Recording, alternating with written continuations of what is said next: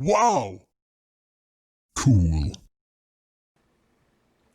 How's it going, everybody? Brett back at you right here from Universe of Adventures, www.universeofadventures.com. Go ahead and like and subscribe right here too.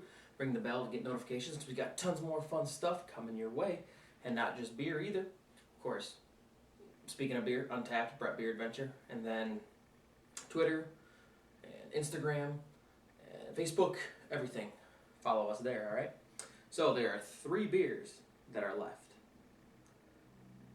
Well, I should rephrase that. There are 2 beers that are left. There are 3 that I haven't had out of this pack, because remember we got the Herrenboy Tradition twice. I have a feeling that the Stein beer is the one that is missing. I don't know why, just have a feeling. But we're going to go ahead and break into, today's the 23rd. Tomorrow is the very last day, because tomorrow is Christmas Eve. So it's been a fun ride. And let's just see what we got coming out of the 23rd, which is right here. It's a green can because I can see it through the hole that was left by the 5th or whatever date this was.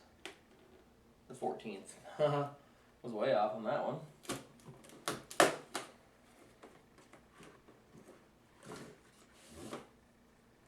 Alrighty. So this is called Landgang Pils. It's from Landgang Brauerei. It's 5%. Definitely a Pilsner. Very unique can. A nice looking can to it. Of course you'll see it in the photo anyway, but I'll go ahead and just show it to you here. So there's the can. I'll rotate it around for you. So let's see what the side of the box says here. German style Pilsner. That Stein beer. The dark special Stein beer, 5.6% is the one that I have a feeling we're missing. So let's see what the last one would be tomorrow, and let's see if we get it right, because now it's 50-50.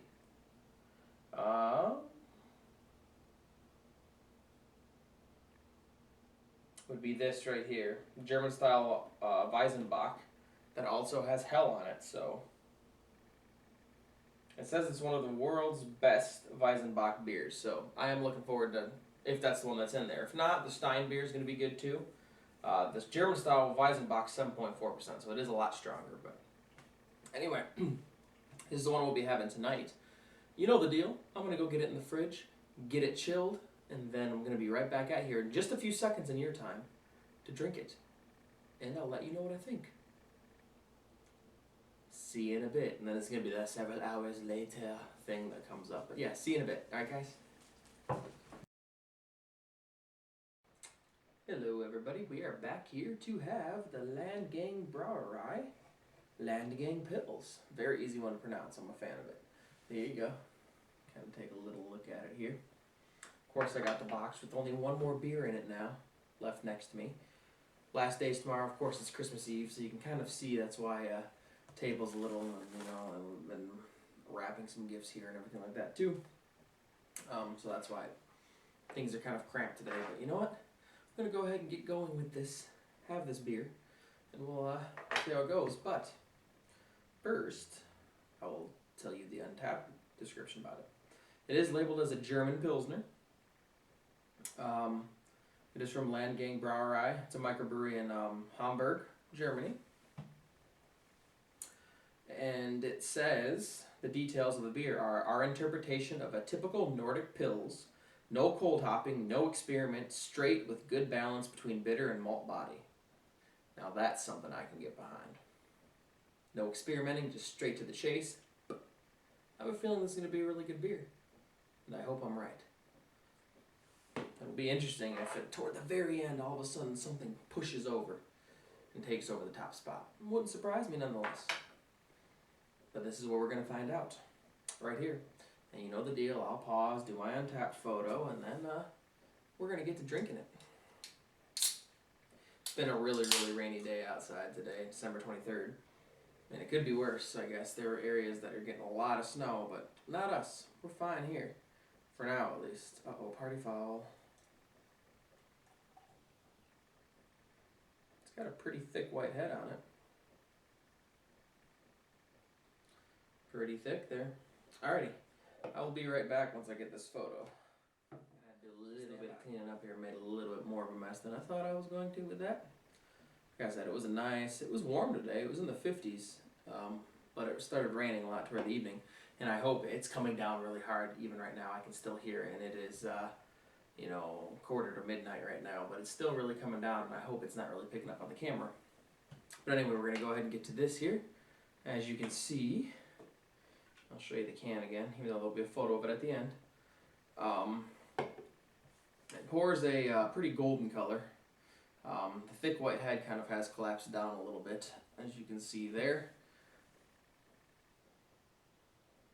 Now you see, there's more balance of the smell. There's that grainy smell, kind of a bready, grainy smell again, but a grassy hop aroma. And you can smell the hops in this one. You smell that aroma. So, I can already tell this is going to be a good beer just by the way it smells. Plain and simple. I mean, a traditional Nordic Pilsner, even though it's labeled as a German, but they did it the traditional Nordic way, this is going to be a winner, I hope. You can tell it's going to be a good tasting beer, it's just where's it going to fall on the spectrum of it.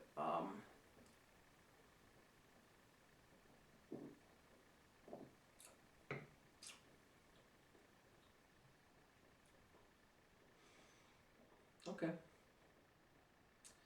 On first taste, that was just the beer doing that. I was like, whoa, the logo's giving me a weird color here. On first taste, it is a very medium grainy taste that starts sweet, but then it is immediately overtaken by that earthy hop bitterness. And I mean, it's right away, it takes right over. Before the hop bitterness comes in, tasted some honey, maybe even a little bit of citrus. But let me get back to you on that.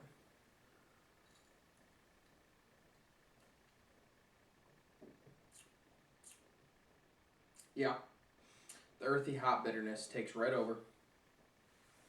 Right after you get that sweet and honey-like citrus, honey citrus taste. Now, this is exactly like how I read it. They did go straight to the chase. There is bitterness. There's definite bitterness in here compared to a lot of the other Pilsners. And there still is that malty taste. This is coming out to be a lot more drier and bitter than I expected, however. So it doesn't necessarily taste like it smells. I feel like the bitterness overtakes the sweetness very easily. So I wouldn't say it's a direct mixture. The hop bitterness does outweigh the sweetness and the malt taste slightly. I'm getting a lot more bitterness than I am that. It's not bad. It's not bad at all. It's not something I'd complain about. Just wasn't really expecting it is the thing. Because I thought it was going to be a pretty good balance. But there definitely is a lot more hop flavor in this one, which is surprising because there's more hop flavor in this one than there was the IPA that we had just the other day from, I think it was just yesterday, the Perlenzauber IPA. My days are running together here, but it does taste hoppier than that even, and that's an IPA, so this is a Pilsner. Not complaining. This is a solid beer, without a doubt.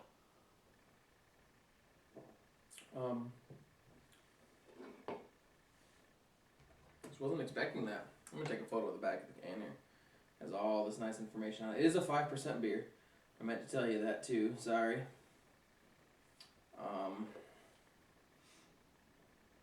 And it's good. It's good. I do recommend if you get a chance to try it, try it. This is the only one of the only few that didn't come out of the Bayern area, but it's a good beer nonetheless. And actually, just stand by here for a second. I want to see what the average rating is on Untappd for this, mostly because I'm just curious. So a lot of these are 3.24 is the average. Whatever, you know, it is what it is. But yeah, it's interesting that this is one of the only non-Bavarian beers in the pack, and it's nice to kind of explore different parts of Germany with it. I'm going to give this a 3.9. slightly above middle of the pack. When we go back through and do the video at the end where I go back and I'm going to kind of count down the beers, it's going to be interesting to see where this does fall on the scale from the 1 to 24 countdown, or 1 to 23 countdown, because, you know, Herrenbräu tradition, so. But no, this is not a bad Pilsner by any means. Different than a Pilsner you get around here, that's for sure. And different than a normal German Pilsner too, so that's what's also nice about it, is it does take that step to be more traditional. And that's what I admire about it. So that's what helped rank it in his rankings too. But yeah, 3.9.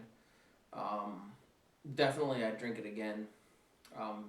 The hop character is just surprising for a Pilsner.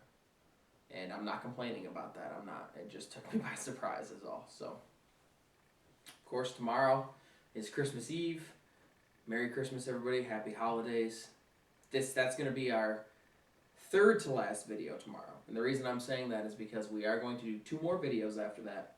One is going to be some other people that I know, some other beer snobs, as you would say, trying the Herrenbräu tradition, get their review on it. And then I'm going to do the countdown of 1 through 23, where the beers fell, and why the tiebreaker went to a certain beer. So, we're nearing the end, but that is going to be the plan here for the final 3 videos.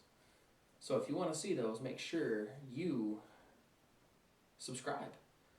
All you have to do is just do it right below the video. Click the bell, get the notifications. We'll be in your feed. Go ahead and head to www.universeofadventures.com. Subscribe there so you can see all other beer reviews there. And if you really are interested in what I'm drinking, add me as a friend on Untappd, Brett Beer Adventure. Don't forget our social media channels that we're going to start building up here soon. Facebook, Twitter, Instagram. All below will find us, Universe of Adventures. So until tomorrow, cheers everybody. See you tomorrow.